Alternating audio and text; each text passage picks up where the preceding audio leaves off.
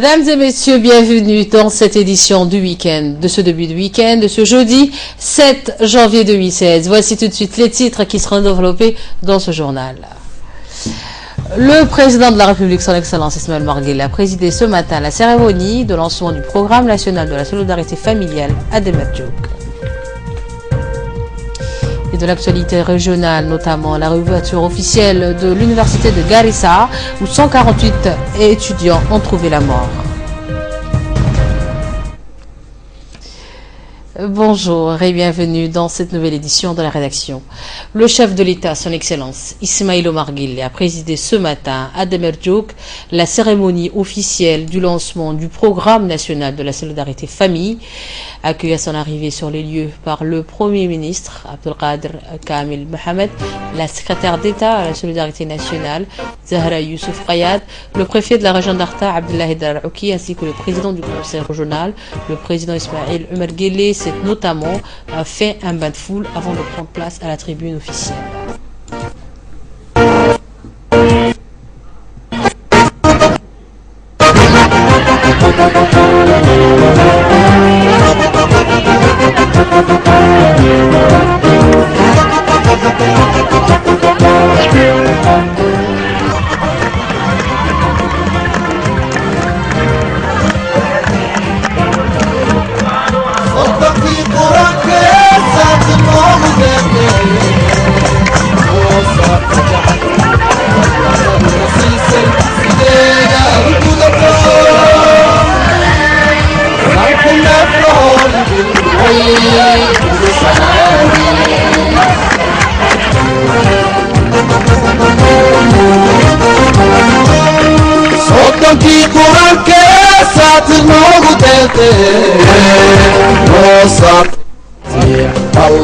la siisay sideeda aad u gudato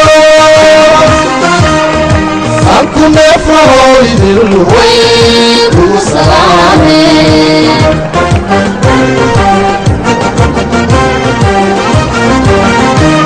siraadkii afriko saaciida badano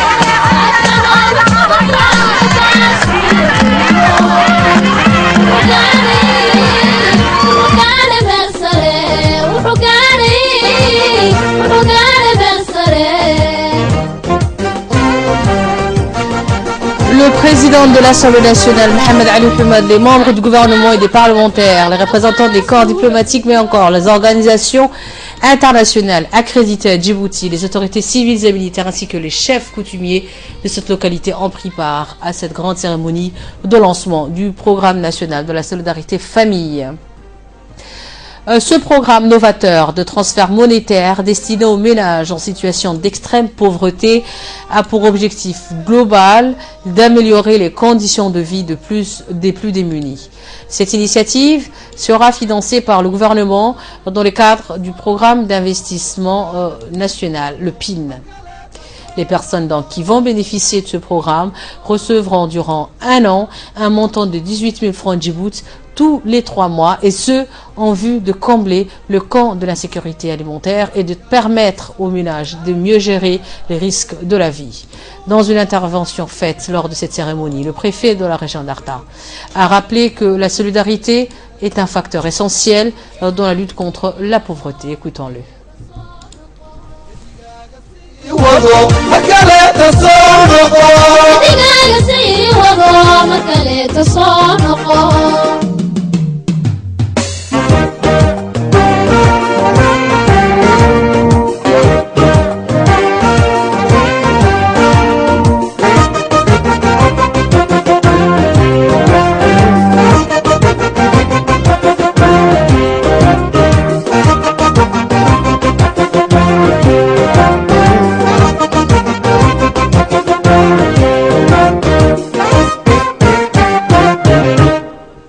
aqoon-yahan sareeyo soo jire bisaado sida qaranka loo wado rabbiiba u siiyo noo seeday samaan.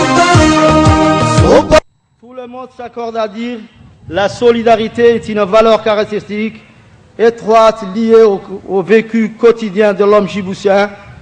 Je me permets donc de rendre hommage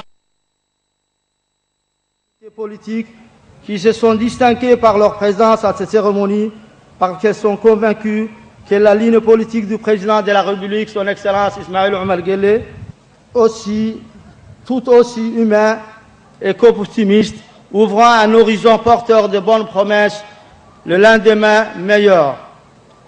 La participation massive de la population d'Arta à cette importante cérémonie témoigne de leur volonté à consolider ce programme social. Il améliorera les conditions de vie des habitants bénéficiaires d'origine de la région d'Arta, appartenant aux couches les plus défavorisées. Les habitants d'Arta sont persuadés que le lancement de ce programme permettra de mettre fin à l'extrême pauvreté et à stimuler à la prospérité partagée et d'avoir la possibilité de créer nos enfants un monde qui ne se définit pas par des disparités, mais un monde viable où tout un chacun mange à sa faim. Un monde sans pauvreté, c'est un monde que nous voulons tous pour nous-mêmes, pour nos enfants et pour nos petits-enfants, toutes les générations futures. Je tiens en outre à féliciter la secrétaire d'État à la solidarité pour leur appui technique et leurs efforts soutenus qui n'ont cessé de déployer pour une conduite transparente de ce programme vraiment utile. La solidarité, la culture, l'unité, l'égalité, la paix relève la responsabilité collective et des devoirs nationaux pour l'émergence d'une société équitable, juste et un Djibouti moderne sous la conduite éclairée de son Excellence, le Président de la République, son Excellence Ismaïl Omar Guelleh. Je ne saurais terminer mes propos sans vous exprimer, Monsieur le Président, et encore une fois, toute notre gratitude pour vous assurer notre indéfectible soutien pour tous vos efforts visant à aider notre pays. Au cours de cette cérémonie, le président du comité de ciblage de Damerjouk, Hussein Hassan, ainsi qu'un membre du comité de plainte de la localité d'Alaïli Da'da, Madame Assia Abdou Mohamed, ont tour à tour expliqué l'organisation et les différentes catégories institutionnelles de ce programme. Selon donc M. Hussein Hassan, un comité de pilotage est un comité technique qui ont été mis en place en vue de sélectionner les familles nécessiteuses. Nous avons, a-t-il dit, mené un travail très rigoureux de sélection. Ce programme, a-t-il dit, cible notamment les personnes les plus démunies, a-t-il indiqué. De son côté, la secrétaire d'État à la solidarité nationale, Madame Zahri Youssouf Kayad, a remercié tout d'abord le chef de l'État, son Excellence Ismaïl Omar Guelleh, d'avoir parrainé ce lancement officiel du programme. Le programme national de la solidarité familiale, a-t-elle dit, est un programme fondé sur le renforcement des solidarités et une redistribution des ressources basées sur l'équité et la justice sociale. Écoutons-la. Je voudrais tout d'abord adresser mes vifs remerciements au président de la République, son Excellence Ismaïl Omar Guelleh, pour avoir accepté de parrainer la présente cérémonie de lancement du premier programme national de transfert monétaire. Ceci témoigne, Monsieur le Président, de votre engagement permanent pour relever les défis liés à la pauvreté. Le PNSF est un programme fondé sur le renforcement des solidarités et sur une redistribution des ressources basées sur la justice et l'équité sociale. Son objectif général est de contribuer à la lutte contre la vulnérabilité et l'exclusion sociale des familles à travers une protection sociale intégrée. Le PNSF est donc une réponse pertinente à la pauvreté et aux inégalités sociales, car il permettra de poser les bases solides de la transition de l'urgence vers le développement. Il est une traduction directe des objectifs de la stratégie nationale des filets sociaux de sécurité, validée par le gouvernement en 2012, et cadre parfaitement avec la SCAP plan d'action quinquennal de la vision 2035. Le PNSF constitue, avec le programme de l'assurance maladie universelle, un véritable projet de société à travers l'institutionnalisation d'un système national de protection sociale intégré. Ce programme de transfert monétaire est novateur pour plusieurs raisons. Premièrement, il met l'identification et le ciblage des pauvres au centre de l'objectif. Des méthodes différentes de ciblage des bénéficiaires sont élaborées selon le milieu rural et urbain. Dans le milieu urbain, des enquêtes sociales de porte à porte et le calcul du niveau de bien-être de chaque ménage sont effectués. Second lieu, le montant du transfert monétaire, 18 000 francs, sera distribué trimestriellement à travers la CEPEC, l'institution de microfinance à Djibouti-Ville et Balbala, et par les trésoreries régionales du ministère du Budget dans les régions. Le transfert direct donne aux bénéficiaires la liberté de choisir leurs dépenses en fonction de leurs priorités en matière de besoins essentiels. Ce transfert monétaire, même modeste, contribue également à la croissance économique inclusive en soutenant la demande et garantit un revenu minimal pour les familles extrêmement pauvres. Troisièmement, chaque famille enregistrée dans notre programme va suivre des séances de sensibilisation sur des thématiques liées à la santé maternelle et infantile et au suivi de l'éducation des enfants. En plus, un programme de développement de compétences en vue de préparer leur autonomisation financière sera proposé aux femmes et aux jeunes déscolarisés de ces familles. L'objectif recherché par ces mesures d'accompagnement est de casser le cycle intergénérationnel de la pauvreté par le renforcement du capital humain et d'autre part de faciliter aux bénéficiaires l'accès à des opportunités d'emploi. L'Union nationale des femmes djiboutiennes est chargée de la sensibilisation et de l'exécution des mesures d'accompagnement à Djibouti-Ville et dans les régions de l'intérieur. Monsieur le Président de la République, vous avez pris l'engagement ferme depuis l'INDS en 2007 et réaffirmé dans la vision 2035 de faire de la protection sociale et de la promotion de la solidarité une des priorités nationales. Vous l'aviez promis, vous l'avez réalisé. Ainsi, Monsieur le Président, une fois de plus, vous venez de démontrer par des actes concrets qu'un socle de protection sociale pour tous n'est pas une utopie. La protection sociale reste résolument un instrument efficace pour accroître la résilience des populations et l'égalité des chances pour tous. Investir dans la protection sociale ne coûte pas plus cher que de construire des infrastructures sociales. Elle n'est non plus l'apanage des pays développés. En effet, je tiens à souligner que le gouvernement s'est investi à accompagner financièrement le PNSF en mettant en place tous les moyens nécessaires afin d'améliorer les conditions socio-économiques de nos compatriotes les plus fragiles.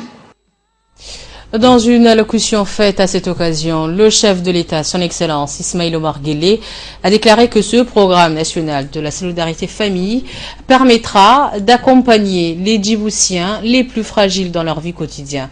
Il a affirmé que ce programme complétera également le paquet de services sociaux déjà mis en place par le secrétariat d'État à la solidarité familiale. Je vous propose d'écouter le discours du président de la République, son Excellence Ismaïla Omar Guelleh. C'est pour moi aujourd'hui un honneur de me joindre à vous afin de parrainer cette cérémonie de lancement du programme national de transfert monétaire, une première dans notre pays. Je tiens donc à remercier la population et les autorités de Damerjog et d'Arta pour cet accueil chaleureux. Ma présence aujourd'hui parmi vous illustre l'intérêt tout particulier que j'accorde à la protection sociale à toutes les couches de la population et en particulier à celles et à ceux d'entre nous qui sont les plus démunis et les plus vulnérables.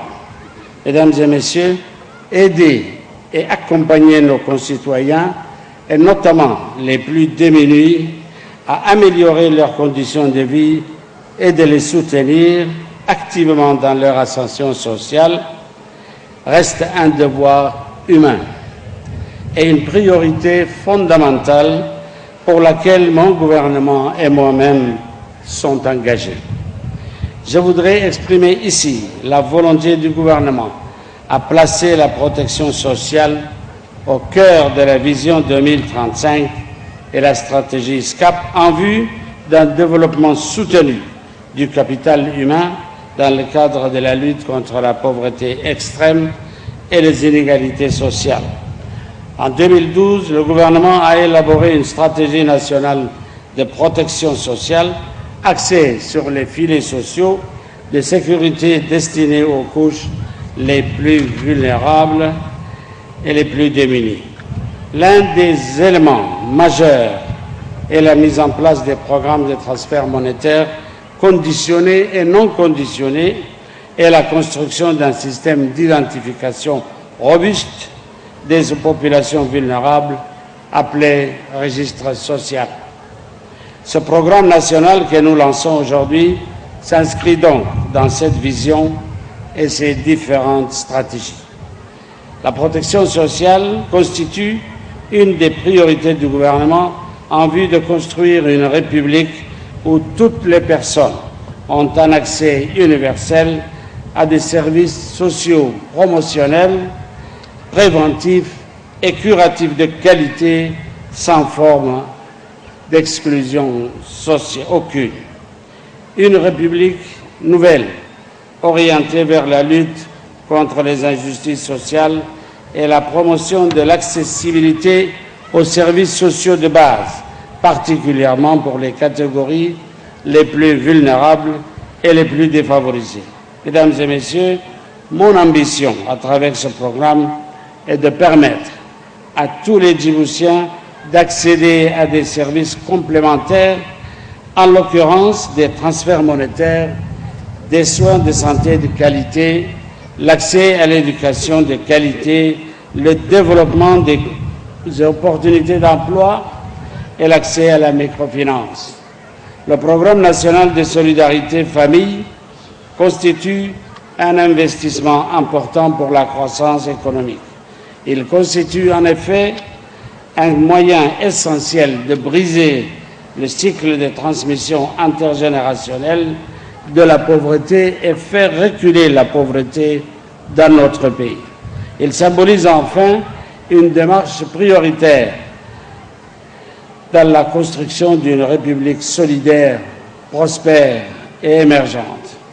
Dès aujourd'hui, dans le cadre de ce programme, plus de 16 000 familles bénéficieront non seulement de ce transfert monétaire, mais également des mesures d'accompagnement qui leur permettront de pouvoir améliorer leurs conditions de vie, au-delà de cette volonté politique basée sur une vision du développement économique et social dont la seule finalité est le plein épanouissement et le bien-être des citoyens.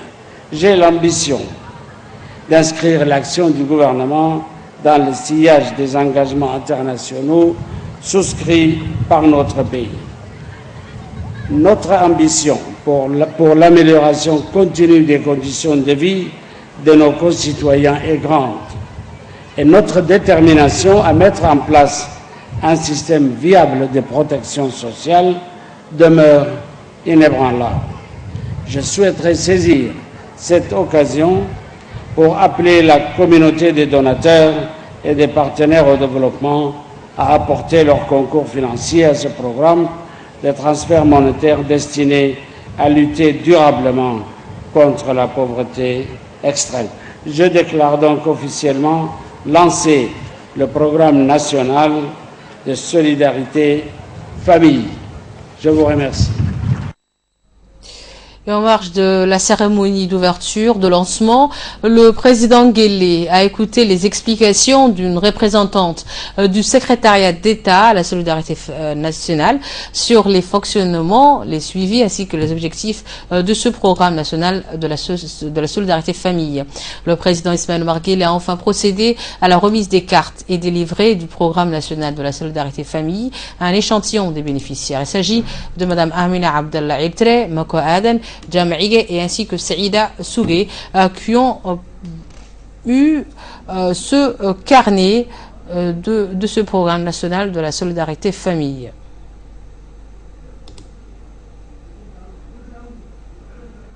C'est dans les milieux urbains. Ensuite, dès que les ménages sont enquêtés, nous calculons les niveaux de pauvreté, les niveaux de bien-être de chaque ménage en utilisant les proximity tests, ce qu'on appelle les PMT. Nous calculons les PMT et nous classifions ces ménages par niveau de pauvreté. Ensuite, nous avons une stratégie de communication et d'information pour appeler les ménages qui ont été identifiés. Nous invitons ces ménages à venir s'enregistrer au bureau. Donc ici, nous sommes au bureau d'enregistrement des ménages éligibles, les ménages qui ont été sélectionnés à partir du système informatique, le système scientifique. Nous faisons un contrôle des pièces d'identité. Donc au niveau des bureaux, nous avons des bureaux. Nous avons 5 bureaux dans les régions de l'intérieur et nous avons des bureaux au sein des arrondissements à Djibouti-Ville et à Belbala. Donc nous faisons des processus de contrôle des pièces d'identité et une fois contrôlées les pièces d'identité, nous procédons à l'inscription de ces ménages. C'est à ce moment-là que les ménages deviennent éligibles au programme, définitivement éligibles au programme. Dès que les ménages sont inscrits, nous éditons des cartes des bénéficiaires avec des photos et des livrets. Ça, ici, ce que vous voyez, c'est les livrets. Donc, carte des bénéficiaires avec les photos et les livrets, effectivement, avec les photos. C'était les processus de ciblage dans les milieux urbains. Les ciblages dans les milieux ruraux, il y a plusieurs niveaux de ciblage. Les premiers ciblages, c'est au niveau rural. Au niveau local, pardon, il y a les constitutions de comités. Il y a un comité de ciblage et un comité de plainte dans chaque localité. Ensuite, nous sensibilisons et formons ces comités sur les critères du programme, sur l'objectif du programme et les prestations et le résultat attendu de ce programme. Ensuite, nous procédons à ce qu'on appelle des établissements des prélistings. Nous établissons les prélistings et ces prélistings sont validés au niveau communautaire. Ensuite, nous procédons à la validation au niveau de la sous-préfecture. Donc, il y a une validation au niveau communautaire, la lecture à haute voix, il y a le comité des ciblages, il y a le comité des plaintes, on lit la liste, on lit leur vulnérabilité et on dit que ces ménages est vulnérable. Ensuite, il y a la validation au niveau de la sous-préfecture. Au deuxième niveau de ciblage, c'est les ciblages dans les milieux, toujours dans les ciblages, mais au niveau régional. La validation au niveau régional. Donc, il y a le comité régional. C'est un comité qui est composé du préfet, du président du conseil régional, les directeurs des écoles, les directeurs de la santé, de l'éducation, l'INFD, qui procède à la validation. Ensuite, cette liste elle est envoyée au secrétariat d'État à la solidarité nationale. Donc, le secrétariat fait un processus de contrôle et vérification de ces données. Une fois que les données ont été vérifiées, nous procédons à l'enregistrement des ménages. Donc, on était à l'établissement des prélistings. Là, nous arrivons à l'établissement de la liste. Et ensuite, nous éditons des cartes des bénéficiaires et des livrets. Ici, ce que vous voyez, c'est le système informatique que nous utilisons. C'est les MAS des programmes. Donc, nous utilisons les tablettes pour faire les enquêtes, que ce soit au milieu urbain ou rural. Nous avons une base de données avec un serveur. Notre application, c'est une application web. Nous utilisons web. Après les données des enquêtes, pour l'enregistrement, les données arrivent au niveau des bureaux, les bureaux d'enregistrement et des plaintes. Nous avons effectivement les plaintes dans ces bureaux-là. Et une fois que les ménages sont enregistrés, nous procédons à la distribution des cartes des bénéficiaires.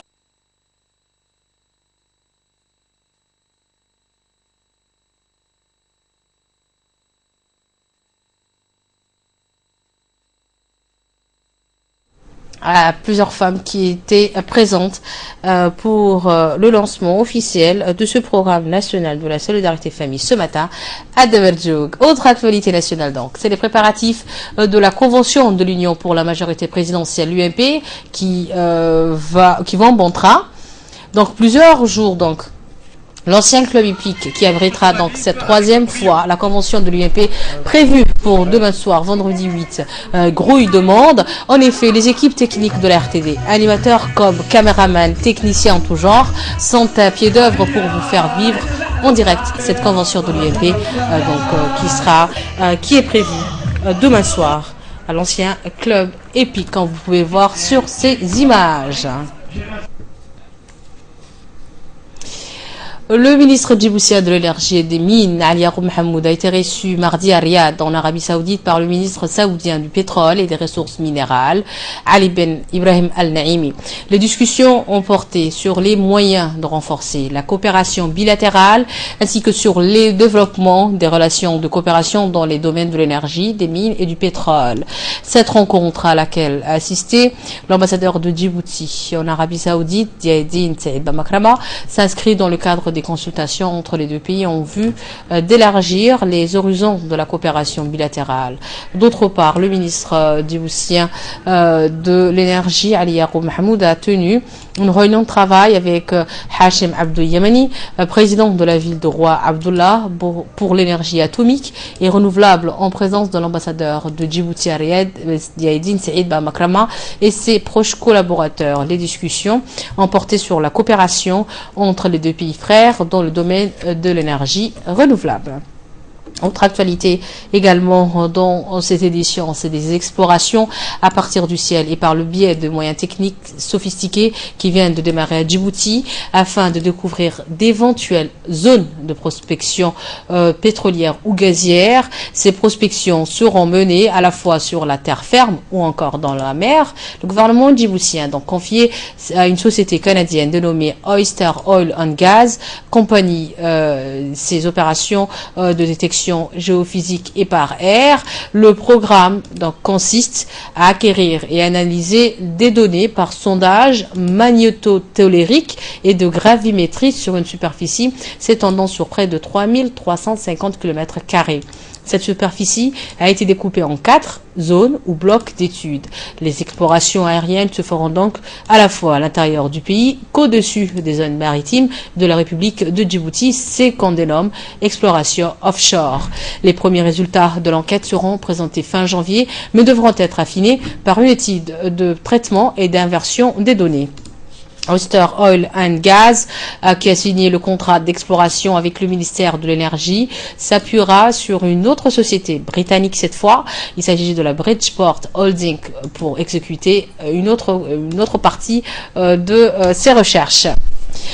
L'ONG WAMI a lancé aujourd'hui une opération de nettoyage de la plage Siesta en collaboration avec le secrétariat d'État chargé à la solidarité familiale et l'Office de la voirie de Djibouti, ainsi que 3 associations locales.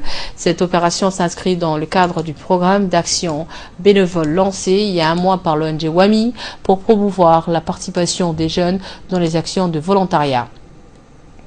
Le directeur du programme et projet auprès du WAMI, Abdelwaris Aden Ali, le représentant du secrétariat d'État chargé à la solidarité familiale, Ahmed Moussa Liban, ainsi que plusieurs jeunes du quartier ont assisté à cette action noble. On travaille en collaboration avec les Mnazamat WAMI.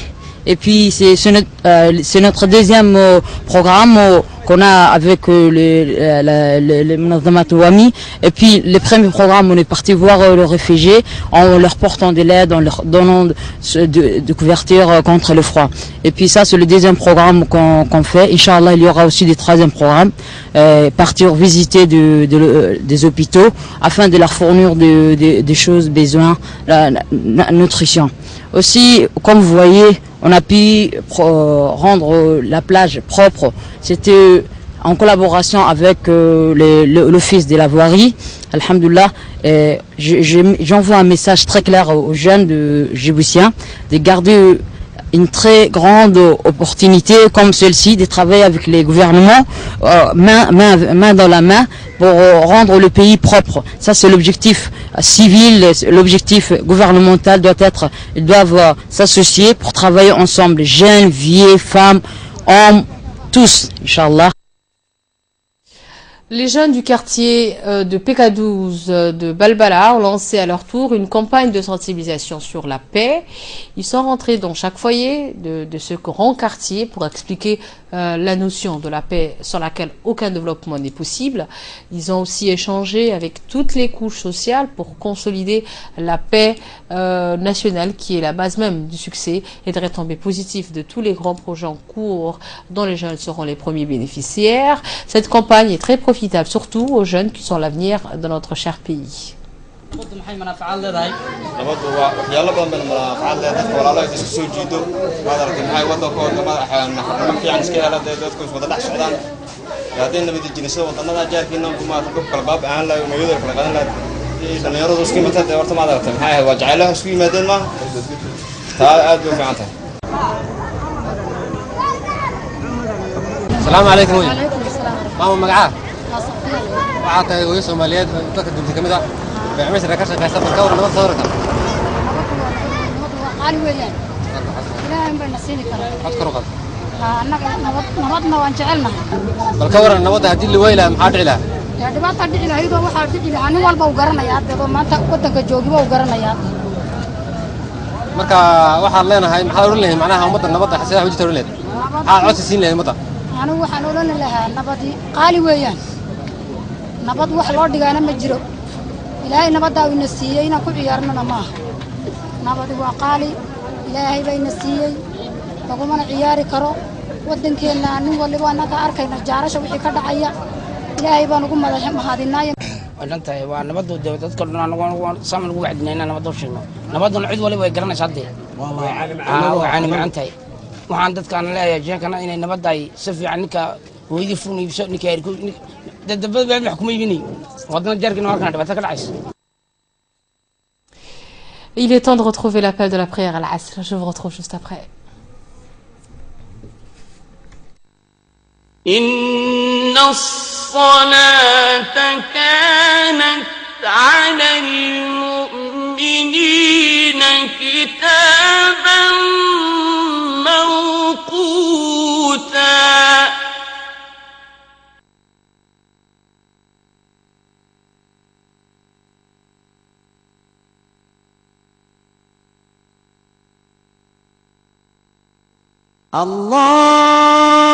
الله أكبر الله أكبر الله أكبر الله أكبر أشهد أن لا إله إلا الله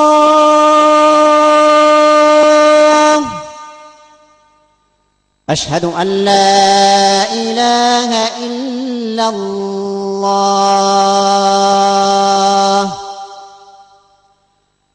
أشهد أن محمدا رسول الله أشهد أن محمدا رسول الله حي على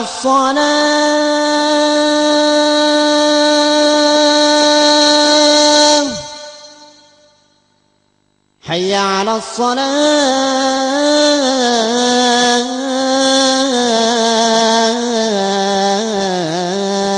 الصلاة حي على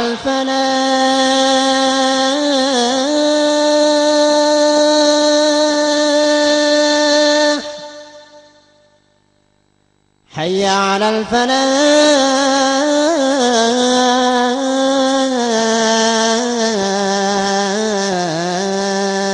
الفلاح الله أكبر الله أكبر لا إله إلا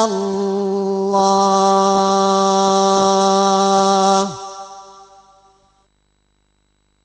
اللهم رب هذه الدعوة التامة والصلاة القائمة آت سيدنا محمدا الوسيلة والفضيلة وابعثه اللهم مقاما محمودا الذي وعدته إنك لا تخلف الميعاد. Nous revoilà ensemble pour la suite de ce journal, de ce début de week-end. Et comme je vous l'annonçais dans les titres, au Kenya, l'université de Garissa, où 148 étudiants avaient été tués au mois d'avril dernier, vient de rouvrir ses portes. Commentaire de Mohamed Issa. L'université de Garissa dans le nord-est du Kenya, où 148 personnes avaient été tuées en avril 2015 par un commando de militants somáliens du mouvement islamiste Al-Shabaab, vient réouvrir ses portes. La grande majorité du personnel a répondu présent et les étudiants devraient faire leur retour lundi prochain pour la rentrée effective. Selon le directeur de l'université, Ahmed Osman Warfa, l'université accueillait quelques 800 étudiants avant le massacre. Les conditions de sécurité ont été renforcées avec la construction d'un poste de police au sein même de l'institution, selon M. Warfa. Une clôture extérieure est également prévue. L'attaque sur l'université de Garissa le 2 avril 2015 est la plus meurtrière jamais menée au Kenya par les Shabab. Sur les 148 victimes, 142 étaient des étudiants, la plupart exécutés de sang-froid. Le Kenya est l'une des cibles privilégiées de Shabab depuis octobre 2011, date à laquelle Nairobi a commencé à fournir un contingent militaire à la force de l'Union africaine en Somalie, AMISOM, qui compte environ 22 000 soldats. Les Shabab sont également responsables de l'attaque menée contre le centre commercial Westgate à Nairobi en 2013 et qui a fait 67 morts. Et au Proche-Orient, la vague de froid arctique qui frappe plusieurs pays, dont le Liban, la Syrie, la Jordanie, la Palestine, risque d'entraîner de nombreux morts parmi les réfugiés qui sont déjà très affaiblis et ne trouvent plus à manger ou qui vivent dans des tentes de toile. Commentaire également de la Danasso cette fois-ci. Dans un pays en guerre comme la Syrie, la morsure de l'hiver rend le quotidien plus difficile. Le nord-ouest du pays est frappé depuis le début du mois par un froid polaire, une tempête arctique qui s'accompagne de fortes chutes de neige. Dans certaines zones assiégées par les forces gouvernementales et le milice chiite du Hezbollah, les gens meurent de faim. Aucune aide alimentaire n'a pu être introduite depuis 7 mois. Une vidéo postée sur les réseaux sociaux a été tournée à l'attaquer dans un camp de réfugiés. Se chauffer est devenu la priorité, un besoin vital, et spécialement pour les enfants et les personnes âgées. Je viens des montagnes kurdes, dit un homme qui souligne qu'il a fallu plusieurs jours pour s'organiser afin de tenter de lutter contre le froid. Il fait moins de 10 degrés et il neige. On est ici depuis 4 ans, ajoute un autre. On souffre car toute l'aide est désormais donnée aux nouveaux réfugiés. On manque de tout, on n'a pas de bois, pas de chauffage et pas de nourriture. La situation est également très difficile dans les camps de réfugiés gérés par les Nations Unies, comme celui de la plaine de la Beka, au Liban. Selon les Nations Unies, près d'1 million de personnes, des réfugiés libanais, syriens et palestiniens, ils sont particulièrement en danger cet hiver. C'est tout pour ce journal de la rédaction. Mais restez avec nous, bougez pas. Tout de suite, c'est les minutes du focus de Idriss Adrita Mohamed.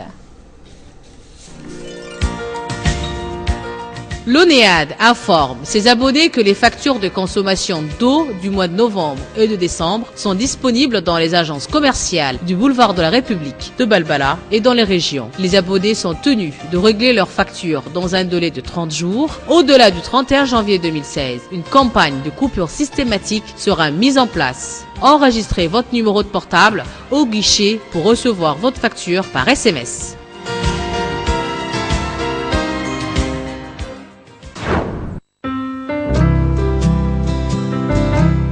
عافية وزارة أيونتا تايسير ديجيمي الرحمة دكتور النفان تارولو كوجانفي هالسك بحارة ما تجمعتها دايلا بحره ارتركا كاي غوفيلي تما دايلا إلا بتو ايتم ميديسين جينيرال اي اوري دايلا اي دغرك عربو جيتامي دايلا اي لوبي دايلا اي انتيتا دايلا اي لافوفيو جيتامي دايلا اي اوبيراسيونوي ايتي دايلا ارتركا كاي هايونتاو تما سامي سينيك مروبينا اي سكايسي تايراعا.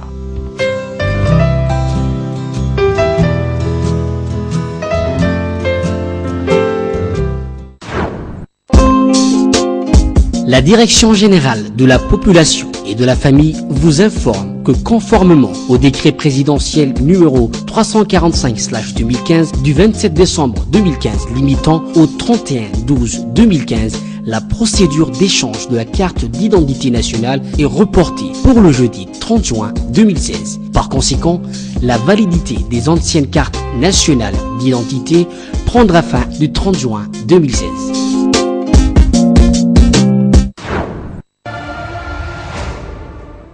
La direction de la CNSS porte à la connaissance des assurés sociaux que les soins dispensés au niveau de toutes les structures sanitaires publiques leur seront désormais accessibles. Un guichet CNSS sera disponible 7 jours sur 7 pour l'accueil et l'information des assurés qui devront se présenter munis de la carte biométrique de la sécurité sociale. Les malades bénéficieront du tiers payant, c'est-à-dire qu'ils sont exemptés de toute avance des frais de soins sur les actes de consultation curative, enfants et adultes, effectués par un médecin généraliste ou spécialiste, les analyses médicales, les examens de radiologie, les accouchements simples ou par césarienne, la délivrance des médicaments essentiels figurant sur la liste nationale des médicaments, les hospitalisations avec ou sans intervention chirurgicale. La CNSS se charge de rembourser les frais d'actes de soins consommés sur la base des tarifs fixés par l'arrêté numéro 2015/795/PR/MTRA du 10 décembre 2015.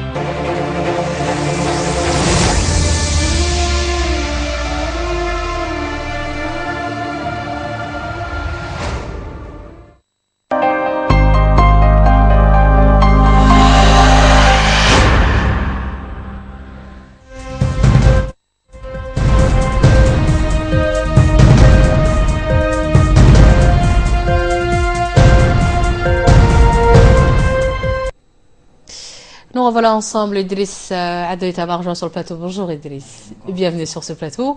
Et nous allons parler maintenant, nous allons revenir sur la construction de l'avion, même dans ce continent noir en Afrique, mais tout d'abord on va parler du lobby d'armes à feu aux États-Unis où Barack Obama, on a vu partout dans le monde, Barack Obama brisé dans un discours. Dans une voix brisée, le président américain a souligné la nécessité de ressentir l'urgence d'agir sur la question du contrôle des armes à feu aux États-Unis. Barack Obama. Donc, Barack Obama n'a pas pu retenir ses larmes, alors donc qu'il annonçait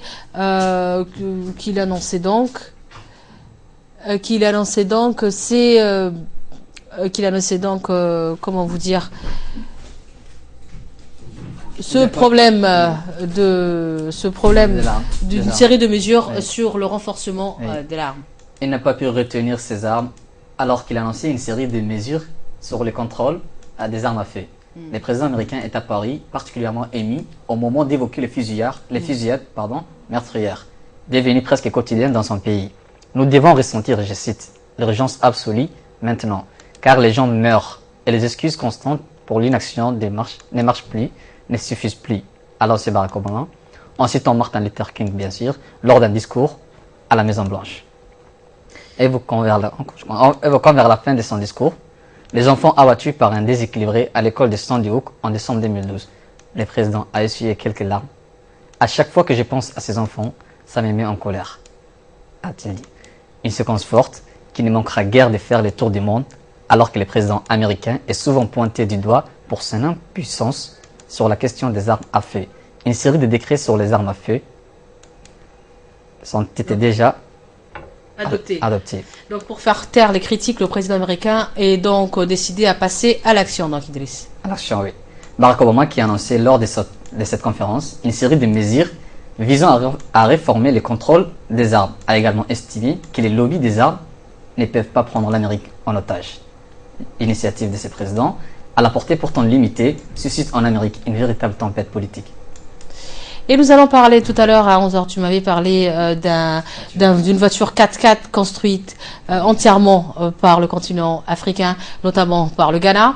Et cet après-midi, tu vas me parler d'un avion construit également sur le continent noir, dans le continent. Notre pays, c'est la Sud-Afrique. C'est l'Afrique du Sud. D'accord, c'est l'Afrique du Sud qui s'est mis. C'est l'Arlac, ça s'appelle l'Arlac cet avion.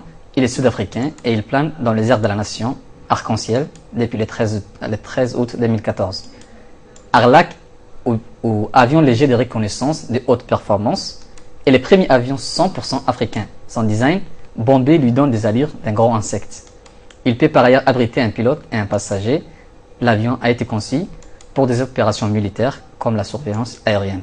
Il peut aussi accomplir des missions de gestion et de prévention des catastrophes naturelles et environnementales, de sécurité intérieure et maritime, ainsi que des contrôles des frontières. Les premiers vols d'Arlac permettra à ses concepteurs d'évaluer ses performances. Il sera ensuite équipé de systèmes armés qui feront aussi l'objet d'évaluation dans un second temps. Selon edupafrique.com, l'avion serait vendu à 10 millions de dollars. Arlac est l'aboutissement d'un projet entamé en 2011 et autour duquel une soixantaine d'ingénieurs africains ont travaillé à sa conception ainsi qu'à sa fabrication. Il aurait coûté plus de 200 millions de dollars aux deux sociétés conceptrices. Les pays de l'OTAN ont déjà manifesté leur intérêt pour les joyaux en raison de son coût très bas. C'est une bonne nouvelle que tu nous annonces. Et bravo aux Sud-Africains qui ont concrétisé ce concept, ce rêve. Merci également Idriss, très bon week-end à toi. Merci également à vous de nous avoir suivis. C'est toujours un plaisir de vous retrouver sur Télé Djibouti. Restez avec nous. Ce soir, vous avez rendez-vous avec Ahmed Humed et Negat Fouad.